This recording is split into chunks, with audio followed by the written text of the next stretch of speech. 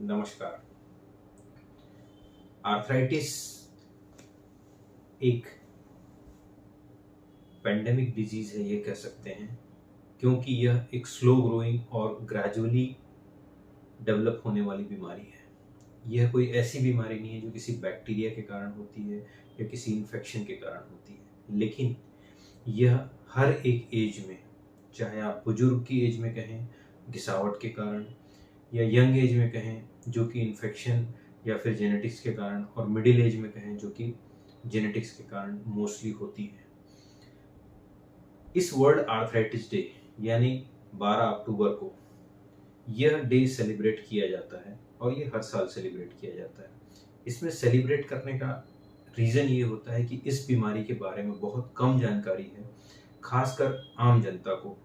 सामान्य जनता को इसकी जानकारी बहुत कम होती है और उसकी गलत जानकारी के होने के कारण, या कहिए सही जानकारी के अभाव में, वो उसका सही ट्रीटमेंट या इलाज नहीं करा पाते और उसकी गंभीरता के कारण परेशान होते हैं, उसके कॉम्प्लिकेशन से परेशान होते हैं, विकृतियों से परेशान होते हैं। आर्थराइटिस यदि एक बहुत ही सिंपल लेवल का हो, अर्थात यदि वो बहुत ही सामान्य तरीके का हो, या फिर कहिए कि गंभीर ना हो, तो वह बीमारी को, ये आपकी लाइफ को वह डिसेबल नहीं करता है, विकृत नहीं करता है।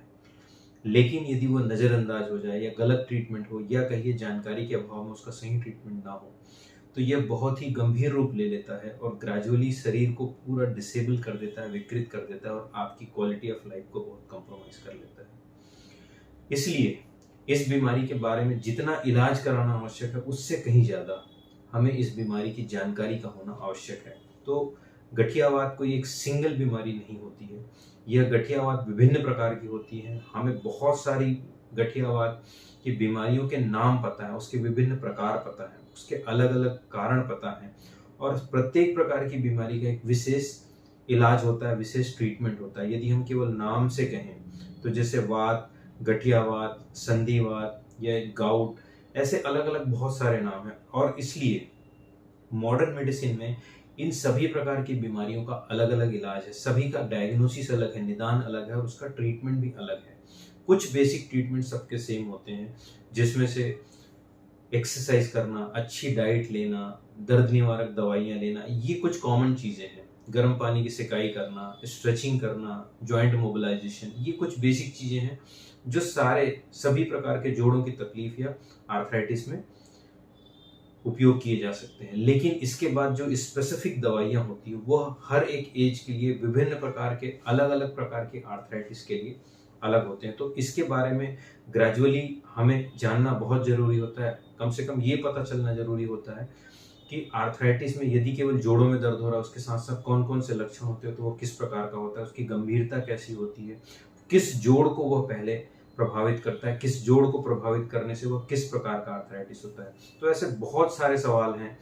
आप यदि हमारे YouTube चैनल को फॉलो कर रहे हैं तो उसमें छोटी छोटी जानकारियां हम एक एक कैप्सूल के रूप में आपको प्रोवाइड करते हैं। इससे एटलीस्ट आप काफ़ी हद तक जागरूक हो सकते हैं, और जो और अधिक जानकारी आप हमसे चाहते हैं तो हमसे डिटेल में हमारे डायरेक्ट कॉन्टैक्ट नंबर पे या YouTube चैनल के थ्रू ही आप हमसे संपर्क करके इस सब चीज़ों को जान सकते हैं। तो इस world arthritis day, being a joint replacement surgeon and arthritis specialist, मैं आम जनता से यही रिक्वेस्ट करूंगा कि अपने आर्थराइटिस की जानकारी को जितना अधिक से अधिक आप बढ़ा सकें बढ़ाएं।